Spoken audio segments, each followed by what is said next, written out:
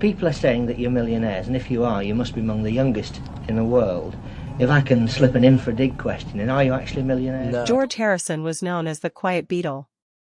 But when Yoko Ono entered their world, he spoke up first. He warned John. He confronted her directly. He saw the end coming before anyone else. During the Let It Be sessions, something finally broke inside him. After lunch on January 10, 1969, he said 5 words and left. That simple goodbye meant everything. George knew the Beatles were finished. And he knew exactly who had helped destroy them. Lots of people are calling you millionaires. If that's true, you must be one of the youngest millionaires in the world. If you can sneak in an in-joke question, are you really millionaires? People called George Harrison the quiet Beatle. But Yoko Ono spoke up first when she came into their world. John was warned. He spoke to her directly. He was the first person to see the end coming. During the Let It Be meetings, he finally broke down. On January 10, 1969, after lunch, he said 5 words and then left. It meant everything to say goodbye that way. George was sure that the Beatles were over, and he knew who had helped ruin them. He was born on February 25, 1943, in a small house at 12, Arnold Grove, Waverley, Liverpool. There was only one cold fire in the house to keep warm, and the toilet was outside. That was common for poor families back then, but it made life tough. Bombs dropped on Liverpool during World War II left scars on the city itself. Up until 1954, people like the Harrisons had to deal with shortages. It was hard to get enough food, clothes, and fuel. These were the hard times George grew up in. That experience didn't make him angry, though. It made him strong and humble, and those traits stayed with him even after he became popular. Louise, his mother, brought something unique to that simple childhood. She became interested in Indian culture while she was pregnant with George. The sounds of sitars and tablas were strange and beautiful to her as she tuned into Radio India. In Liverpool, where this happened, most people listened to Western music without realizing it. Louise let George try something early on that would change his life. This was before George met Ravi Shankar or went to India. The music and spirit of the East had already moved him. Because his mother was interested, he has loved Indian thought and meditation for a very long time. Everything changed for George on a simple bike ride when he was 12 or 13. He could hear Elvis Presley's Heartbreak Hotel playing through an open window as he rode his bike past a neighbor's house. He felt like lightning struck him. Rock and roll was wild and full of hope. At that point, the music wasn't just there in the background. George suddenly saw a way to get out of being poor. He wished for a bigger life with music and more adventures after hearing that song. It was the thing that made him want to become a singer. After that, school wasn't really interesting to him. He had a hard time and did not do well in school at the Liverpool Institute. But George was learning something more important while his masters may have seen him fail. He really liked Carl Perkins, Little Richard, and Buddy Holly songs. He liked the rockabilly twang of Perkins, the wild energy of Little Richard, and the smart guitar work of Buddy Holly. Other kids were learning facts, but George was learning how to use 6 strings to do tricks. He didn't let his bad grades stop him. They pushed him ahead. A Zenith acoustic guitar was his first guitar. He saved enough money by age 14 to buy it. He copied what he heard on records over and over again to learn how to play. Not a single lesson or fancy teacher for him. Instead, he was set on everything. He played so hard that his fingers hurt, learning chords and styles that would help him change the course of music history. That hard work as a teen didn't just make him a great guitar player. It gave him the courage to try sounds like the sitar that no one else in rock was using. At age 14, something else happened that changed my life. He went to the Liverpool Institute and met Paul McCartney there. Paul was 15 years old. They became friends because they both liked the new American music that was provocative. George kept to himself and played the guitar. Paul had a lot of skills and ideas. They hoped for a different future together. Within a year, Paul put George in touch with John Lennon. What began as a simple friendship would become the start of something that would change the world. George joined the Quarrymen as lead guitarist in March 1958. He was only 15 years old at the time. John Lennon made the band, but George added new skills and new life to it. During an interview on a bus, he played the tricky instrumental Raunchy and wowed John. George was younger than the others, but he made up for it with his skill. When he got there, he helped shape the band's sound and put them on the path that would make them Beatles. Between 1960 and 1962, the real test took place in Hamburg, Germany. Every night, the band played for hours, sometimes for 8 hours straight, in rough clubs with loud people. Their rooms were small and dark behind the stage, and they barely had enough money to eat. They were hurt badly, but it made them stronger. They got better at working with a crowd and became a tighter band. They were ready for anything when they got back to Liverpool. They made a choice in 1962 that shocked fans. The drummer for them, Pete Best, was fired. The choice wasn't simple, but the group didn't think he fit in. Ringo Starr joined them and gave their music a new spark. When Ringo joined the Fab Four on drums, they were complete and the last piece of the puzzle was in place. There was an event in 1964 that people in America will never forget. The Beatles walked out on the Ed Sullivan Show stage. They changed everything at that moment. It wasn't just four young guys from Liverpool anymore: John Lennon, Paul McCartney, George Harrison, and Ringo Starr. They became well known. 73 million people saw them that night. That means that more than 60% of TVs in the US were turned on to watch them. At that point, it was the biggest TV show the country had ever seen. There were only 728 seats left, but 50,000 people asked CBS for tickets. People were dying to be a part of history. 5 songs were played by the Beatles. The crowd went crazy when they played "I Want to Hold Your Hand." Some very important people were there, like Vice President Richard Nixon's children. After President Kennedy's death just a few months before, the whole country was still very sad. We had fun with the Beatles. They gave us hope. It wasn't just music that night. Something new began. The whole country went crazy for the Beatles. The British came in and took over. They did something that no one else had ever done by April 4, 1964. At the same time, they had 5 songs in the top 5 of the Billboard Hot 100. Can't Buy Me Love was number 1. Twist and Shout came in second. She Loves You came in at number 3. I Want to Hold Your Hand came in at number 4. Please Please Me came in at number 5. Only that one year, 34 Beatles songs made it to the Hot 100. 6 of them got to number 1. It wasn't just the songs chart that they ruled. Their records called Meet the Beatles. It was also the first and second most popular record of the year. They have 5 of the top 10 songs in America for 1 week. For almost 60 years, no one came close. And the record was finally broken in 2021, during the streaming age. People bought a lot of music by the Beatles. That week showed that they weren't just famous, they could not be stopped. In 1963, George Harrison, the quiet one, found his voice.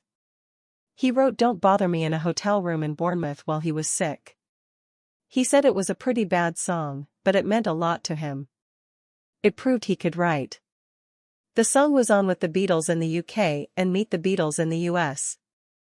It didn't sound like Lennon or McCartney's music. More gloomy and dark. George felt brave enough to keep writing after that small step. He would give the world something one day. It wasn't easy for him to be in the Beatles, so his songs were always pushed to the back of the line. There were only 2 or 3 Harrison songs on most CDs. By the end of the 1960s, he had written so many songs that he showed Phil Spector, a producer, hundreds of them. Songs like All Things Must Pass and Isn't It a Pity should have been on Beatles songs. He felt like he was stuck. It felt like being sick to him to wait for his songs to be heard. It got too much during the Let It Be meetings. He left. It wasn't the same when he came back. All Things Must Pass, his record from 1970, finally let the world see what he had been hiding for a long time. George was different in more ways than just his music. In 1965, while taking part in a movie, the sitar was the first thing he heard. It interested him. He bought one and used it on wood from Norway. Everything changed because of that song. It was the first time a sitar was used in Western pop music. The sound was strange and new.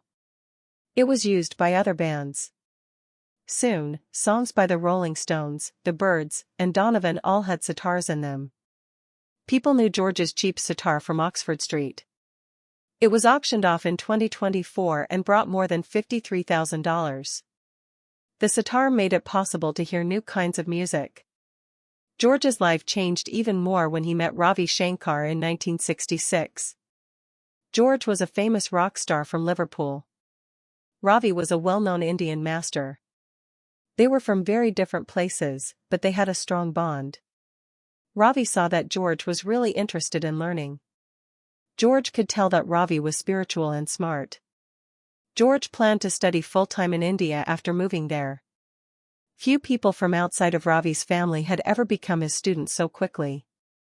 They went to India together.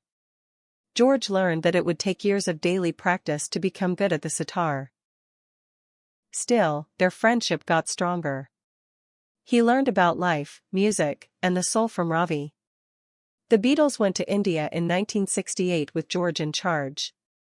To learn transcendental meditation, they stayed at an ashram in Rishikesh. They wished for peace. They needed to know. In just a few weeks, they wrote 48 songs there. But stress began to build. Lennon started to get antsy. They were worn out by the strict practice. They came up with the best ideas during the trip. But it was also the start of the band's end. Then there was the scandal. It was said that the Maharishi who taught them was making moves toward women at the ashram. Lennon was very angry. "Masarashi," he wrote, "what have you done?" They hurt and angry India when they left. The song was changed Sexy Suddy by Lennon. George was torn. He still believed in meditation, but not as much as he used to. The trip changed the band for good. George became more aware of Krishna after his trip to India. Every day he chanted names of Hare Krishna. He helped spread the song around the world. Hare Krishna chant, which he made in 1969, got to number 12 in the UK. His hit, My Dear Lord, was a prayer. He gave a lot of money to the Krishna cause. George Harrison had always thought of himself as the quiet one in the Beatles. But he did something brave in 1968 that changed everything. He wrote a song called While My Guitar Weeps. He had the thought after reading the etching. He was sad that the world didn't have enough love and that the Beatles were having a hard time. He thought no one cared about his songs. He did something very bad. A good friend and famous musician named Eric Clapton was asked to play lead guitar on the track. People from outside the Beatles group almost never played on their songs. John Lennon and Paul McCartney finally paid attention this time because Clapton was there. Things get different in the studio. What a great song the September 1968 recording turned out to be. It became one of the Beatles' best songs with Clapton's solo and Harrison's haunting words. The world saw that Harrison was just as good as McCartney and Lennon. But things began to break down inside the band.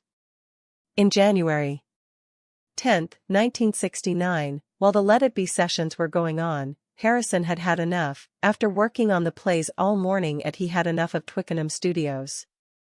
He lost it because Paul was too controlling, John was too far away, and Yoko Ono was always there. He got into a fiery fight after lunch. He then stood up and said, "See you at the clubs." He then left. They tried to keep going without him. They joked that they might replace him with Eric Clapton, but it was clear that the band was in trouble. That afternoon, the studio turned into a strange place. They jammed without a plan while Yoko sang. It looked and felt like the Beatles were not the same group anymore. He went home that same day and wrote Wah Wah. The title made fun of the headaches his friends were giving him. The song got rid of the fake smiles and worry that he was stuck in. He meant it to mean he was done with the nonsense. It was the first song he made for his 1970 solo album, All Things Must Pass. The record was very long. It had Clapton, Ringo Starr, Badfinger members, and a huge sound that made it hard to remember the Beatles. The song showed how angry and free he was. Harrison did not just go back to the Beatles without making requests. After that, he told them to go to Apple Studios to record. There was too much talk about live shows for him. He wanted a new, less stressful way to work. The band agreed. Because of his rules, they were able to finish Let It Be and play one last show together, the famous rooftop concert. But the cracks were clear to everyone. The Beatles could only keep going if they did what Harrison said. Harrison finally got the respect he earned at the end of that year. His song Something was the first Harrison A-side hit. It was on the same album as Lennon's Come Together. Something pure and beautiful came from his wife Pattie Boyd. Frank Sinatra said it was the best love song ever written in the last 50 years. The fans and reviewers both agreed. Harrison had shown that he belonged at the top, with Lennon and McCartney, but things kept getting worse. Harrison had always been honest about Yoko Ono. He told her that people in New York didn't like her and that she gave off bad vibes. Afterward, John Lennon admitted that Harrison did say it to her face. Harrison did not mean to be mean. He said what many people thought but were afraid to say. Biggest rule of the Beatles was broken by Yoko. There are no wives or lovers in the studio. She worked next to John and whispered to him. Paul made jokes about it to keep things light. But Harrison had a stronger feeling about it. She changed where they were together and how they felt about each other. It all came together in one small moment. That afternoon at Abbey Road, Yoko stole a cookie from Harrison's speaker box. He blew up. It was that bitch, he yelled. Everyone went cold. It wasn't about the cookie. It was about rules, respect, and how much things had changed. Harrison thought that Yoko's appearance was the last straw. He wrote in his notebook, LFT the Beatles, when he quit the band that January day in 1969. It said everything in a simple way. He missed the band he loved. There was no longer the close-knit group of boys from Liverpool. The Beatles were no longer going to be together. Harrison knew what was going on, but the others didn't want to face it yet. What came next was like a dam breaking. People had been listening to Lennon and McCartney songs for years while George Harrison waited in silence. His friends and him rushed to share songs that had been kept secret after the Beatles broke up. People were really amazed by George's songs. Fans finally heard what he had been afraid to say. His skills, which had been hidden, came to the fore. George hired Phil Spector to help him shape his new songs. Spector was known for his wall of sound, which was a way of recording that filled every room with music. They worked together on George's album All Things Must Pass. They took George's simple tracks and turned them into big, powerful songs. They added singers, strings, and loud drums. Stars like Eric Clapton and members of Badfinger were on the record. George was no longer the quiet bug when people heard songs like My Sweet Lord and What Is Life. He had found his true voice. All Things Must Pass was one of the first triple albums when it came out in November 1970. There were over 20 songs on it. It was deep soulful music that made you feel a lot. Some reviewers said it was better than a lot of what the Beatles did in their last few years. The record proved that George was a unique genius. It's still one of the best solo pieces by any Beatle. A lot of people loved My Sweet Lord. It was the first Beatles song to reach #1 in the United States by itself in 1970. But there were problems with its progress. They sued George because they said he stole their melody from a 1963 hit called He's So Fine. After years in court, the judge finally said that George had copied it by accident. George settled the case for $587,000. He then made fun of it in a song called This Song. Even though it was painful, George thought the message of My Sweet Lord was more important than the case. George showed his love in another way as well. He and Ravi Shankar put on the show for Bangladesh on August 1, 1971. At Madison Square Garden, 2 shows were held in one day, and 40,000 people went to both. That day, they raised almost $250,000, and albums and movies brought in millions more. It was the first big rock show to raise money for charity, and events like Live Aid were influenced by it. George showed that music could make everything better. But things were going wrong in his personal life. George's best friends were shocked when he had an affair with Ringo's wife, Maureen Starkey. Ringo and Maureen got married in 1965. In the early 1970s, she spent a lot of time at George's house. George Boyd's wife, Pattie Boyd, caught them one night behind a locked door. George laughed inside while she banged on the door. It looked like nothing was wrong when he opened it. Pattie said this was the last time she felt married. At a dinner party, things got worse. George told Ringo in front of everyone, "You know, Ringo, I love your wife." The room went quiet. Maureen hid in the bathroom after running away. He was so sad that all he could say was, "Better you than someone we don't know." In the end, John Lennon said it was like sex. That's how bad the snitch felt. The Beatles' brotherhood was no longer whole. On the last night of 1973, George told Pattie he wanted to split up. It was a mean way to end a hard year. Ronnie Wood was already seeing Pattie, but the way George broke up with them hurt very much. In 1977, they got a divorce.